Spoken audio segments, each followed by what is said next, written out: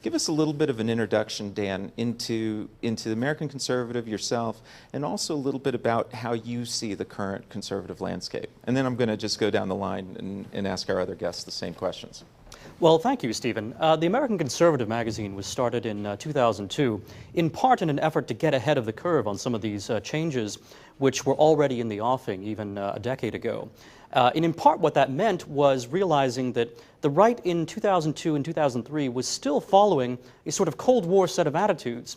And even though by that point nobody wanted to support the Mujahideen anymore, it was very clear that our overall approach to the war on terror was framed or formed by this idea that a military stance, derived in part from the way that conservatives had wanted and oftentimes to fight the Cold War, even though they often didn't really get the chance to do it the way they had wanted. But it was shaped by experiences that had gone back 40 years and that really were not the right way to react to the new situation that was confronting us after 9/11 and with the incipient dangers of the Middle East. We're always awesome at fighting the last war. Exactly, fighting the last war, and that was very clear with respect to the war on terror.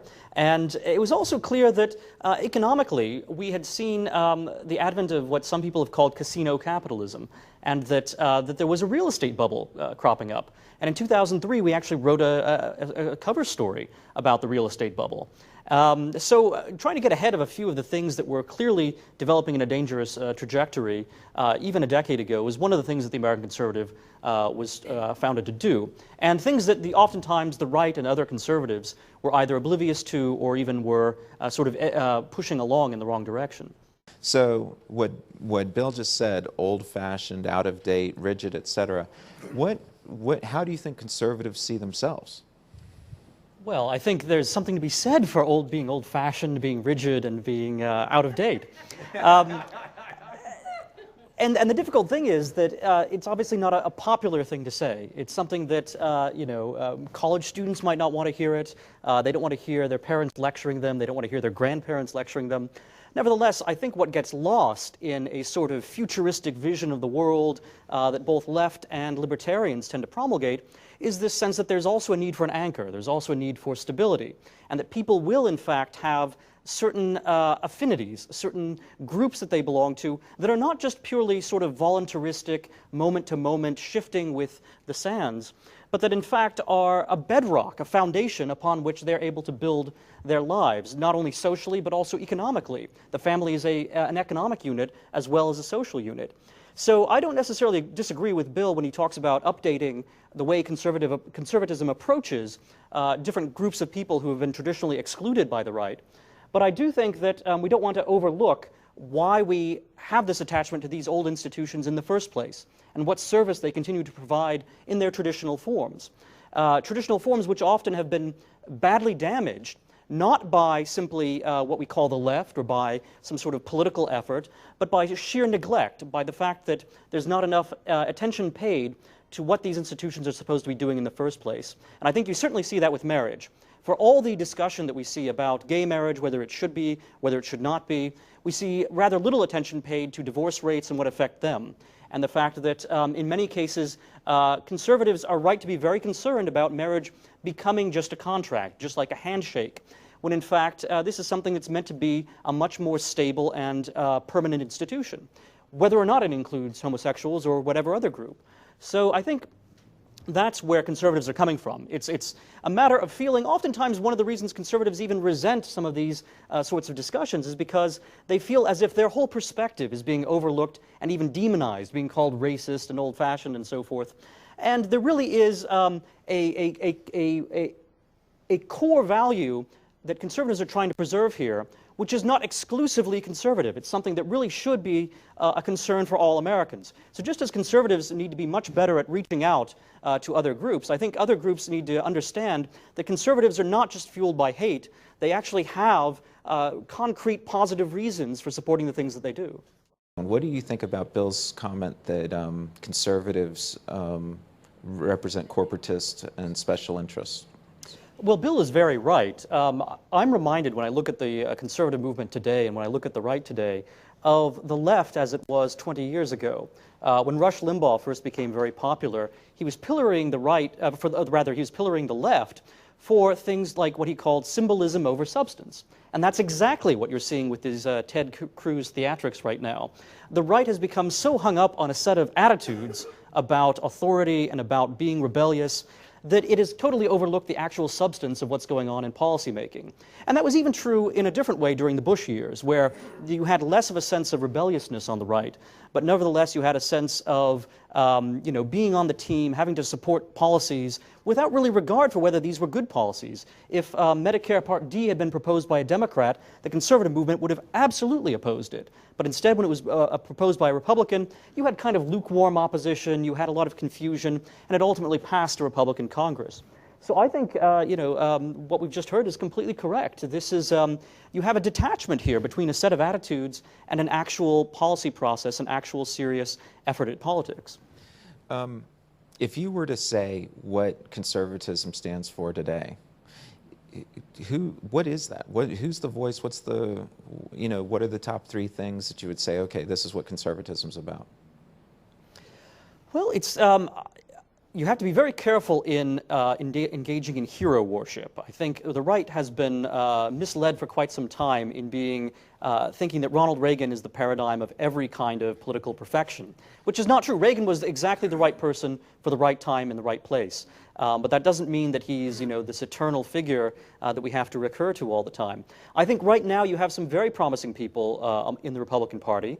I think someone like Rand Paul in particular is, on the one hand, as principled as his father, but is also more practical than his father was, and is trying very hard to translate, a core set of principles involving individuals and communities, and decentralization and entrepreneurship, and trying to take those principles, reach out to new populations with them, such as his speech at Howard University, and not only that, but also trying to translate them into effective political action. Now, that's a great challenge. And whether he's going to succeed or not is something we're going to find out in the next several years. But he's the one, I think, most of all, who is moving in the right direction. Dan, this one seems like one for you. Well, I disagree somewhat with the premise that Rand Paul is a pure libertarian. I think his father, even his father, had a certain sort of temperamentally conservative side, a Burkean temperament, if not necessarily a Burkean philosophy. And as a good Burkean, the temperament is at least as important as the philosophy itself. But Rand in particular has been working very hard to sort of broaden and humanize the libertarian philosophy. So, I mean, Rand Paul has referred to himself as a crunchy conservative, taking an inspiration there from one of our writers, Rod Dreher, who writes about sort of quality of life issues and why people are, concerned about local sourcing of food and things like that. So while I wouldn't want to present Rand Paul as being necessarily an avatar of those kinds of ideas, the fact that he's interested in them is encouraging to me. And I kind of hope that at some point, I mean, Rand Paul's a senator from Kentucky. Wendell Berry, who is a favorite of many agrarian conservatives, is, of course, a Kentucky farmer and Kentucky author. And I hope at some point they may be able to sit down and have a discussion, and I think you'd find a very interesting interplay of ideas. So one of the things I think that Burkean conservatives or libertarian conservatives on the other side that everyone needs to be aware of are the defects and the limitations of one's own position. So it's not enough simply to say, well, we have this program, whatever label we want to give it, and it's flawless and it's going to satisfy everyone, because clearly that's not the case. There has to be some dynamic interchange, and I think Bill has spoken very eloquently to the need for dialogue with groups that might not otherwise be in communication. Well, that includes, among conservatives, dialogue between libertarians and Burkeans and Kirkians and other people who are traditionalists. Because ultimately it's going to, we have to have a set of policies in this country that allow everyone to flourish, even though you have some very different demographic groups in this country, very different ideological groups, very different regions. This is a country that has to have a pluralistic approach to the whole. It can't simply be one faction thinking that it's going to gain everything. So obviously self-responsibility is one of the other sides of this. It's not simply about, and self-determination, self-government. It's not simply about efficiency, making the most money, having a bottom line. It's also about, especially in the case of the food rights movement, which wants to have, wants to avoid some of these absolutely atrocious regulations, which are really just designed for massive factory farms. If you have a small farm that's producing organic products, the regulations will kill you. I mean, just because it's a totally different kind of operation. Well, the reason why many conservatives, libertarians, localists, people on the left even, are concerned with this kind of this kind of small-scale free market is because it's a quality they want. It's something that, for ethical reasons, for reasons of just sort of personal health, for reasons of personal self-government, they want these kinds of products and not the products that are sort of prepackaged and freeze-dried, regulated and inspected by USDA. So absolutely, there's much more to the argument for free markets, and I think a more powerful argument in some ways than efficiency, and that's the argument in favor of self-determination, self-government, and choice.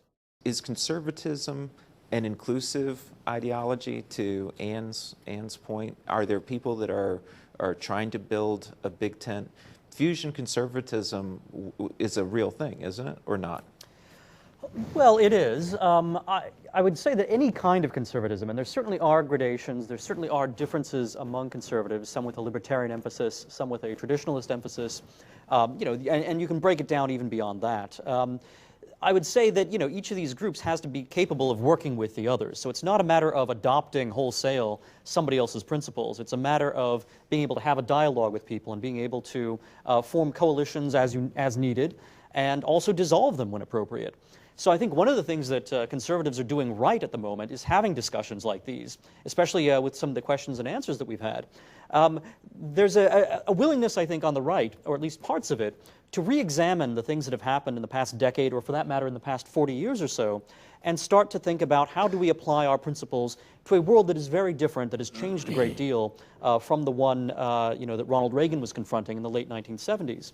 And so I'm encouraged in that, and I'm encouraged also that you seem to be seeing a development of different sort of philosophical perspectives among, especially some of the House Republicans. So I think someone like Justin Amash is creating ideas and creating perspectives that are radically different from either the received wisdom of movement conservatism, where people are walking in lockstep with regard to the national security state. And Justin Amash has been confronting that. But you also see a number of conservatives in the House who are looking very seriously at problems of corporate cronyism, for example, and other such things that traditionally have been sort of taboo topics for the right, or at least have been taboo for a generation or so. So I think that sense of dynamism and self-examination is one of the conservative movement's strengths, even though it's something that has been suppressed for all too long. Let me turn to foreign policy and national security. Are conservatives warmongers and privacy snoopers? I mean, the ironic thing there is that traditionally conservatives have not been the more militaristic party, or the more militaristic side of our sort of two-party system. So, I mean, the biggest triumphs of Richard Nixon's foreign policy or of Ronald Reagan's foreign policy were both diplomatic. It was Nixon's opening to China. It was Ronald Reagan's negotiations with Gorbachev. And many of the disastrous wars that we've had, at least before the Iraq War, wars like Vietnam were things that had been sort of ginned up by Democrats, by people like Lyndon Johnson. And, the left was very clear on that. The left, hated Johnson. Somehow the right has been allowed to confuse itself and think that militarism is somehow a conservative principle or something that ought to be defended by the right, which is really not the case. Republicans and conservatives both have good traditions of pursuing the national interest through diplomacy, through economic engagement, and through means other than simply the use of force.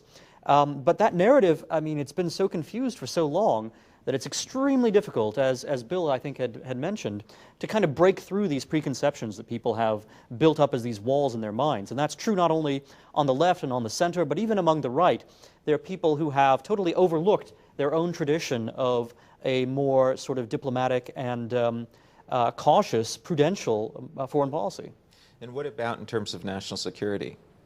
Well, the national security state has been a bipartisan construct that has really run roughshod over our liberties. And there it's not so much a matter of left versus right so much as it is a matter of government versus the public. And that's something which is extremely difficult to fix because virtually anyone who gets pulled into government, and now that we find this even among various members of Congress, they wind up taking the side of the national security establishment. And so it's only relatively young congressmen, people like Justin Amash, who are not part of the game and who are willing to criticize what's going on. So that is something which I see as not being a left-right issue.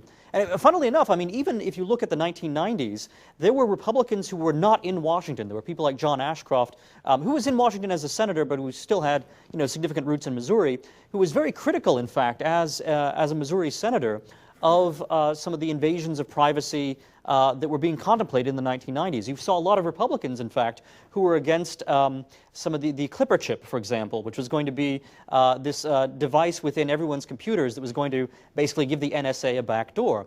So you did have, in fact, conservatives, but you also had civil libertarians on the left who were very, very concerned about these things. What we've seen happen, however, is that the NSA kind of circumvented the whole political process, and they said, well, even though we didn't get the Clipper chip, we're still going to be able to bully industry groups into adopting flawed standards that we'll be able to infiltrate. We'll be able to go to companies individually and intimidate them into giving us what we want. This is a tremendous political abuse. It's bipartisan, and it's something that we really need to build a massive left-right coalition to oppose. I think I would emphasize two themes that have been discussed throughout the panel. One of them, which I might kind of sharpen, is that conservatism has to be a philosophy of the whole. It can't simply be the philosophy of one particular region, one particular faction, one particular kind of person, one particular sect. It has to have a sort of broad-mindedness for the nation as a whole. Now, that doesn't mean that within that broad-mindedness, every element is going to be weighted equally. It means that one has to think very dynamically about how to achieve, a good for everyone, even when you have these very disparate elements. So that kind of conservative pluralism, I think, is absolutely essential. And one element of that is addressing these problems that are raised and that arise from sides that we don't normally think of as being sympathetic to us. So Bill has made some very good points, for example, about the need for conservatives to take seriously the environmental concerns that so many on the left have brought up. That really is part of having this conservatism of the whole. And then the second thing I would say, which also I think reflects what we've heard throughout the panel, is that the existing narrative and the existing stereotypes really work against conservatives very powerfully right now. There was a time, maybe even 10 years ago, certainly maybe 20 years ago, when a lot of the stereotypes about maybe 60s radicals or about Democrats being, a party of total disorganization. There was a time when the political stereotypes worked very, very well for conservatives, and that was a moment of transition and change for the conservative movement. It's when Ronald Reagan was able to come to power. It's when we had the Republican takeover of the House and the Senate. That has all shifted under our feet, and we're still fighting in terms that were basically drawn up in the 1970s, even though that paradigm has now, it doesn't correspond to reality anymore. And as a result, we have this fixed narrative that is working against us, and we're constantly reinforcing it. I mean, I think Charlie brought up very well the defects with Ted Cruz's plan right now. Ted Cruz is reinforcing this idea of conservatives as obstructionists, as people who are more concerned with sort of a pyrotechnic display than with actually achieving legislative reform, or delay in this case. And that's counterproductive. It's perfectly clear why he's doing it. It's perfectly clear why so many people will give him money to keep doing it. But it's completely destructive as well. It's reinforcing a narrative that is now counterproductive. And there's a need to completely change it, to sort of get the chessboard and just throw it up in the air, let the pieces come down in a new configuration, and play from there.